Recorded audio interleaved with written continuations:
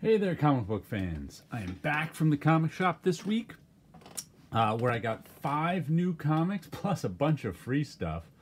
Let's start off with some of the free stuff. Of course, comic shop news this week. Captain America 700. I guess, the fake issue 700 is coming out, so they're going to celebrate it. $6.99. We got what? Another previews for Marvel, Hunt for Wolverine. The Return of Wolverine begins with a hunt. Maybe I'll go through this one for the covers again. An Image Plus, which I used to buy Image Plus, but I haven't bothered since they renumbered it, and he was just like, here, take a copy. I was like, okay. And then the last thing, of course, is this Venomized poster.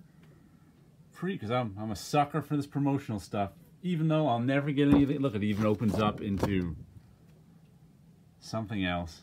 You know, I'll never buy any of these comics. I'm a sucker for the free giveaway poster things. So I got one of those. And I also got free. Let me pick these two up. Look at this. Eternity from Valiant, issue number 4. Now, I only got these because comic shop owner, somebody there wanted the 1 in 40 or 1 in whatever. So that meant he had to order 40 extra copies of this book, which he can't sell. But, it got paid for by the one guy who, paid whatever it cost to get the 1 in 40. Because that's what my shop does. If you want like a 1 in 40, he'll go, well, I have to, buy 40 extra issues. If you want to, pay for those extra, if you want to pay for those extra issues, you can even take them if you want. Otherwise, I'll give you a little discount if you don't take them. And so if somebody wants to order them, they do. And then he's like, here, just if you want this and want these, just take them. And I was like, sure, I'll take one. But then I actually took this one because I didn't notice there were different covers, just for the heck of it, I don't have any of the other issues, but I'll read this one. And then I was like, what the heck? I could not figure out what the heck the point of this cover was. It's the Muller cover. The guy who does it is... Maybe he does all sorts of things in this weird abstract way. Where's his name here? Tom Muller. This is the Muller cover. So I was like, okay, I'll get this one just to show it off on my video.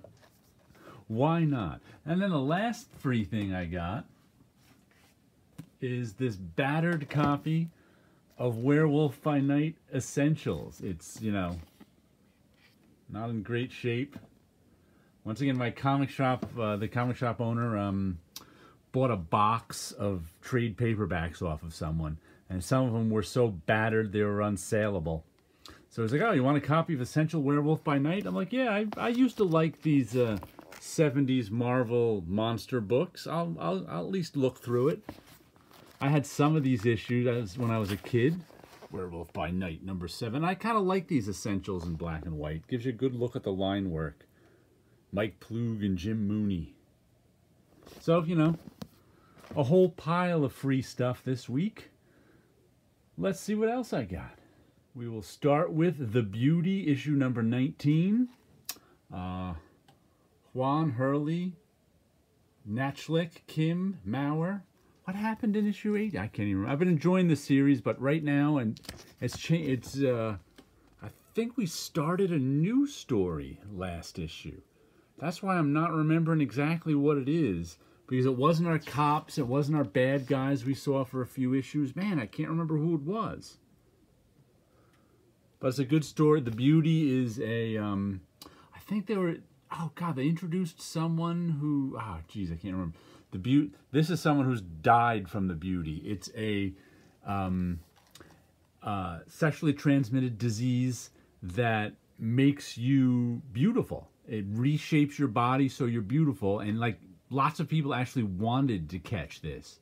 But then they're finding out years later that it kills you. So there's all sorts of conspiracies and, drug companies who supposedly invented it so they can make a cure for it, and cops and criminals and all sorts of stuff going on. last issue I think had something to do with the conspiracy stuff. Oh well, I can't remember at this moment, but The Beauty, number 19. Looking forward to reading it. And look, it's here. Terry Moore, Strangers in Paradise. Number 1. This is volume 4, I believe. Oh, look, he's got a mask on. This came, a bunch of them do. This came out 2 weeks ago. My shop was shorted, so I got it now. After doing, what did he do? Echo and Rachel Rising and Motor Girl. Terry Moore's back to Strangers in Paradise. Looking forward to this. Look at that, original epic love story. 2 1,000-page volumes. Holy cow, in one box. The heck are you going to read the 1,000-page volume? But anyway, I'm down for anything Terry Moore wants to do, so I'm sure I'll enjoy this new volume of Strangers in Paradise, or SIP, as it's known to us aficionados. And next, we have Uber Invasion, issue number 11. The Kieran Gillen and Daniel Getty book about superheroes being invented at the end of World War II, and it changed the course of the war. And last issue took place in Invasion. There was a series before this that took place in Europe. This one was taking place mostly in the U.S. of A. But they switched a couple issues ago. They switched back to the Soviet Union for an issue. Last issue, we're back to the USA. There was finally a victory for the Americans and the British. They're of course over here. I think these people are British here because they started the British superhero program that the Americans are using. And there was, last issue was a military tactics issue. They were trying to figure out how they were going to stop these Japanese and German superheroes. That's what the superheroes, one of the things they can do is make these, energy explosions that just destroy everything. And there, I think is that the Japanese guy doing that? Because I think that's who we saw last. And really good book. All about how to use superheroes and with sort of military tactics and stuff, and what you can and can't do with them. And it's an arms race, and I'm just enjoying this one thoroughly. Was probably my favorite new book of last year, so check out Uber Invasion. And look at this, after Uber Invasion, we get Outcast Invasion. You can barely see that logo on there.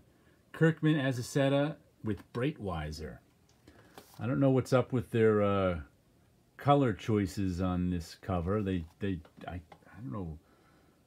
They decided to do sort of broad outline color, symbolic color, but doesn't quite symbolize anything to me. Run DMC shirt. But Outcast was up to issue 33. This one's been clicking along. Paul has a set of art here. I've been enjoying this series, but it's been slow moving. There's a lot of character-driven stuff in this. The one thing that drives me crazier is these little inset boxes that Robert Kirkman insists on doing. I guess he likes them for some. I've been told that Kirkman is the one who's doing these inset boxes. He insists that Paul does them. They drive me bonkers. I've mentioned it before, but it's like, what's the point of those little inset boxes? They just kind of mess up the storytelling for me. But enough bitching about those boxes. This is our lead character, and his dad has showed up now, so they're teaming up to fight all these demons, and the demons are up in the ante in their game. I think the demons are trying to take over. They actually, I think it was issue like 25, somewhere in the late 20s, they actually gave us an explanation to what all these demons were. So that was pretty cool to finally find out all that stuff. But now we're back to them just having to fight them. So we'll give this one a read. And Kaiju Max Season 3 comes to an end with issue 6 of 6. Looks like our prison guards, I think this is a wraparound. Our prison guards are getting into a fight with the giant monsters who they guard in the Kaiju Max. And Season 2 was the first Kaiju Max I read, which took place with On Parole Kaiju. So this is Season 1 was in the Kaiju Max, And now season 3, they're back in the Kaiju Max. So this is my first Kaiju Max season that I read where they're in the prison. So it's all been sort of prison intrigue, heroism, with all the different kaiju plotting against each other and plotting kill all humans and plotting against the guards. Good, bad. So, like I said, I've been enjoying this series. Looks like we got a prison. We're culminating things with a prison riot. We'll have to see if the guards can handle it. If the giant monsters win the fight and take over and break out. And you know, some of the guards are compromised by the monsters. It's almost like a prison story about humans. The same things happen, except there's giant monsters and giant robots. So, can't wait to read the wrap-up of Season 6, Kaiju Max, by Xander Cannon. Finally, we'll give you a look at some of my background artwork, which I was looking for some old stuff to pull out, and I checked a box. And this, I don't remember this. This was something I did in the 90s. I was a story I was working on. See, something with kids playing football. And guys robbing a bank. I barely remember doing this. It's so funny. It was so long ago. I've never finished the story. This is sort of my light penciling style I was doing then. Completely different than my crazy stuff I developed after that. And here we go. Some teenagers playing football. Some little kids playing football, stealing balls.